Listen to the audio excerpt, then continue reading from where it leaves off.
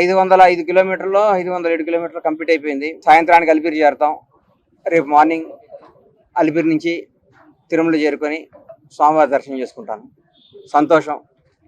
జనవరి 19వ తారీఖు నాడు షాద్ నగర్లో ఈ యాత్ర ప్రారంభించడం జరిగింది. దేవుడి పాదాల దగ్గర చెప్తున్నా, ఒక్క అడుగు కూడా తప్పు చేయలేదు. పర్ఫెక్ట్గా ప్రతి రోజు ప్రతి అడుగు వెంకటేశ్వర నామస్మరణ చేసుకుంటూ గోవిందుడిని తలుచుకుంటూ అని అడిగేయటం జరిగింది. ఇది నిజాయితీ గల సంకల్ప యాత్ర, నీతి గల సంకల్ప యాత్ర. నారా చంద్రబాబు నాయుడు గారు జైల్లో ఉన్నప్పుడు సార్ ఏమవుతాడని భయంతో ఒకరోజు వస్తాడు, 2 రోజులు, 3 రోజులు వస్తాడు, 40 రోజుల తర్వాత టెన్షన్ స్టార్ట్ అయిపోయింది. ఏమైపోతాడా, అసలు చంద్రబాబు నాయుడు గారు బయటకు వస్తాడా రావడానికి దిగులు స్టార్ట్ అయిపోయింది. ఒకరోజు సుప్రీంకోర్టు న్యాయస్థానం దగ్గర బయటకు వస్తే గౌరవ న్యాయమూర్తి గారు ఇది నా ముందు కాదు, నేను వాదించడానికి పక్కన పెట్టడం జరిగింది.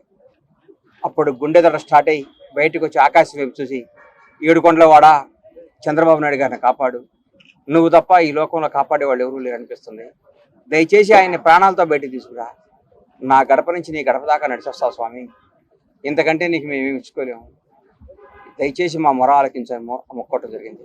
నాలాగే ప్రపంచవ్యాప్తంగా ఉన్న కోట్లాది అభిమానులు ఆయన సార్ తిరిగి రావాలని అందరూ ఆ స్వామివారిని ప్రార్థించడం జరిగింది. అందరి మొర ఆలకించిన ఆ ఏడుకొండలవాడు చంద్రబాబు గారిని బయటికి తీసుకురావడం జరిగింది. తిరిగి ఆయన్ని అందలం ఎక్కించడం జరిగింది. ఆ భాగంగా సార్ బయటకు వచ్చినప్పుడు మొక్కునే భాగంగా నేను ఈ పాదయాత్ర చేయడం జరిగింది. జనవరి 12వ తారీఖు నాడు ఆ కేసు కొట్టేయడం జరిగింది. ఈ పాదయాత్రలో దారి పొడుగున ప్రతి ఒక్కరూ అభిమానంతో ఆశీర్వదించారు, ఎంతో సహకరించారు. పోలీసు వారు కానీ ప్రజలు కానీ మాకు ఇంత ఇబ్బంది కలగకుండా ఇంత దూరం తీసుకొచ్చారు. పేరు పేరున ప్రతి ఒక్కరికి పాదాభివందనాలు తెలియజేసుకుంటున్నాను.